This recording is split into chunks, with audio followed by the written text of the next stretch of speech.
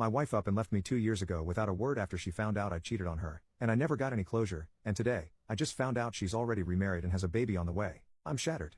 I, 35 male, am aware of my faults. I know I screwed up. She, 36 female, and I had something beautiful. She is still the love of my life. We were together for 10 years, 2 dating and 8 married, but I made a huge mistake and cheated on her. It was just once, just one damn time. Somehow she found out. I never knew how because I haven't been able to talk to her since then. I guess she found something on my phone. I came home that afternoon as usual and everything felt weird. The house felt emptier. I quickly realized that her things were gone. I panicked. I started calling her over and over, but her phone didn't even ring. Suddenly I saw some papers on the table. She was divorcing me. Under the divorce papers, there was a note that said this is what you do with cheaters. That was the last thing I got from her, 2 years ago now. Of course I called the contact information for her lawyer, who has been the only bridge between us. But he just told me that he was her legal representative and that she didn't want to see me. I fought, I got angry, but in the end her lawyer just told me that it would be better if I got my own lawyer. I didn't want to. I absolutely refused to accept that 10 years of relationship would end like this. I know I have failed, but I always wanted to fix it. I know that if she gave me the chance, I could make that sweet and special girl I met more than 10 years ago fall in love with me again. I know that I can make her forgive me. After all, many couples go through similar things and get over it.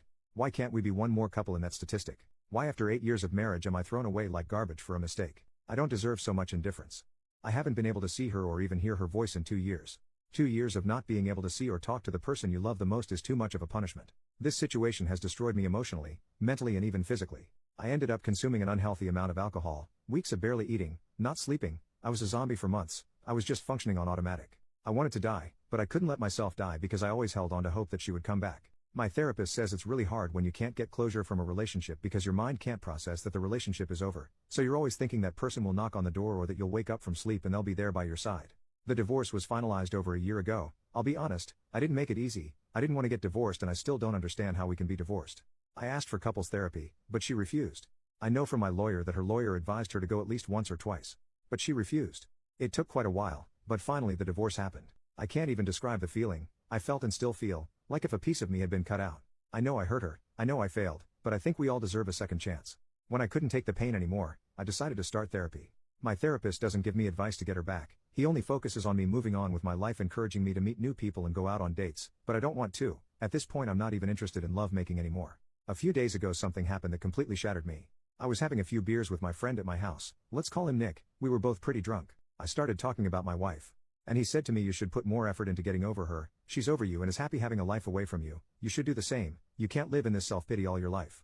Something in his words hit me, but not in the way he expected. He spoke with a lot of confidence that my wife is over me and is happy now. How does he know that? At this point, I got angry and started pressuring him to talk. He refused. I pressed as hard as I could. I cried. I begged him to tell me if he knew something. I needed to know something about her. Until he finally told me. His wife has been in contact with my wife for the last year. They were great friends and I remember Sabrina, my friend's wife, being very sad about losing contact with my wife.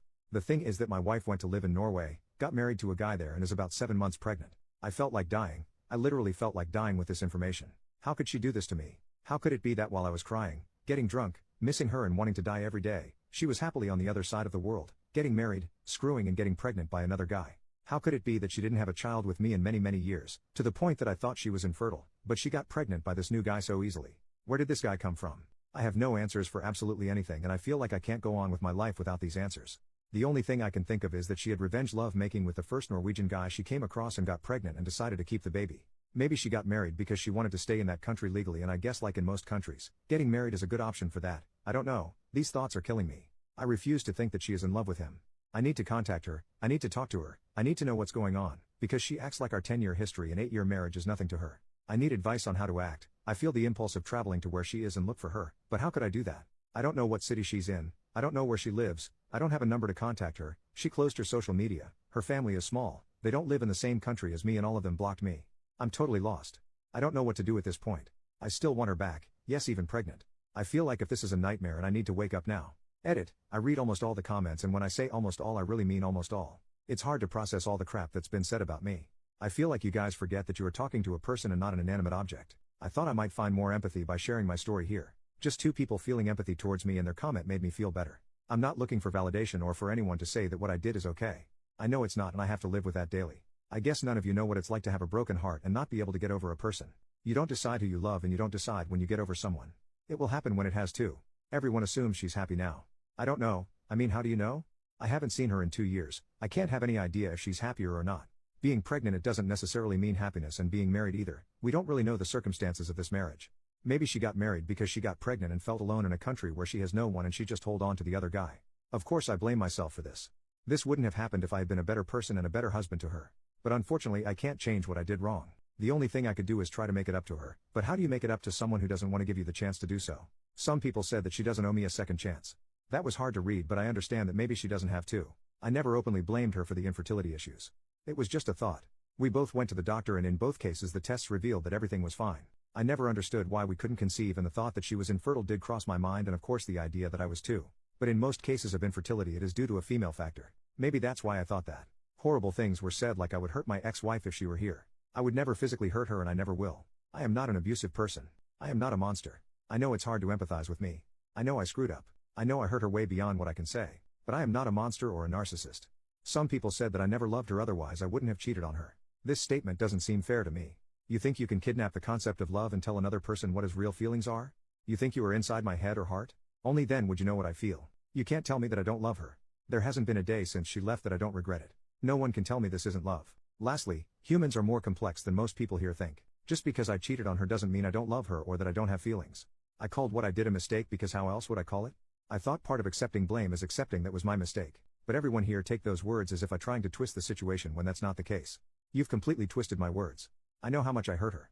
Maybe in my post I'm focusing on myself because I was never able to explain myself to her. Since then for me it's been one attempt after another to put together a story in my head that doesn't make sense. I lost everything from one moment to the next. I simply try to be open with my feelings, but it doesn't seem to work here. Not for me at least. I know the damage I did to her. This woman left her life, the country she emigrated to, her friends, even her job. No one does that for a breakup unless you're going through some level of absolute pain. I understand that. I can see and feel the pain I put her through, and that makes me feel even more guilty. Update 2 days later. These days have been very strange. At times I feel numb and at others desperate. A lot of things have happened. I want to start by answering something and then I will update. Some people asked why Norway? I don't know exactly, but she is a polyglot. She speaks 6 languages. Many of these languages are connected to cultures that she always liked. Norwegian is just one of them. She has always been interested in Norwegian culture. She has been there before, but she is also interested in other cultures and speaks other languages, so for me that was never an indicator that she might have gone to this country. Regarding the update, the first thing I will say is that the post reached some people in my circle. Sabrina's sister is on Reddit. She knows the story and realized it was me. She told Sabrina. Sabrina is angry at Nick for revealing information. Nick is angry at me for posting on Reddit and because he says I pressured him to talk. I am angry at both of them for being 2 jerks who watched me suffer for 2 years and decided not to help me.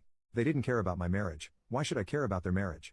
Sabrina could have given me my ex-wife's phone number a long time ago, but she decided to prioritize her friendship with my ex instead of helping 2 friends mend their marriage. Meanwhile, no one cared about my feelings. I'm done with them at this point. Regarding my ex-wife, I've been thinking a lot. She can't just disappear. I convinced myself that if I searched hard enough I could find something related to her. I follow some of her relatives from a fake Instagram account, but I never found anything related to her. I searched a lot, really a lot, and found a name that I had seen before, but that hadn't caught my attention until then. It was a lady with a name that is not typical in the United States or my wife's country. She is not American, and a very strange last name. I went to her Instagram profile and she had no pictures or anything, just a small profile picture that you can barely see. I decided to look her up on Facebook and found the same lady with the same profile picture. Only her Facebook profile is quite open. She is indeed a lady from Norway. I checked everything I could on this profile. I was convinced that it had something to do with my wife. How else would a relative of hers have this woman in their friends? I saw a lot of pictures, people, plants, mountains, gardens, lakes, flowers, typical things that an older lady posts. Until I came across a picture where my ex was dressed as a bride hugging a guy. I had to translate the text. The lady was congratulating her son on his wedding.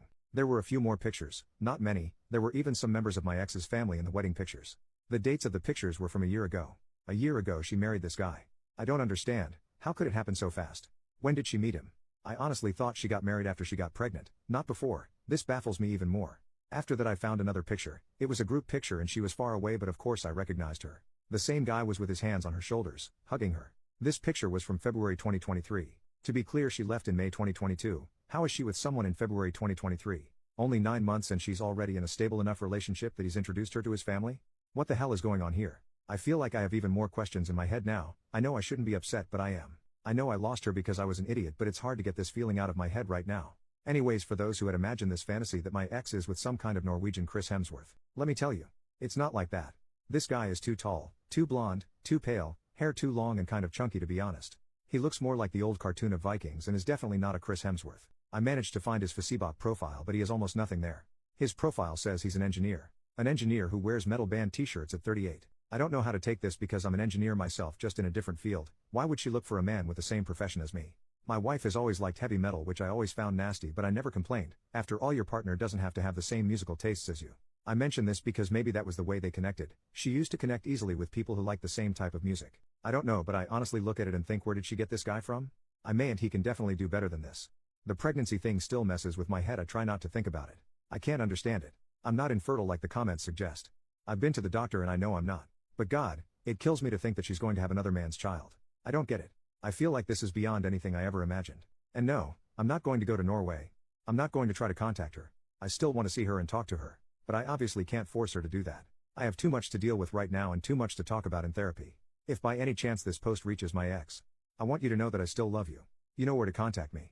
If by any chance this post reaches the new dude, I want you to know the only reason you have a chance with this woman is because a big idiot halfway across the world completely ruined it. You most probably met a woman who was probably very broken from her divorce. You took advantage of her situation and trapped her with a baby. You don't know how to play fair. Sabrina and Nick comment, fuck you.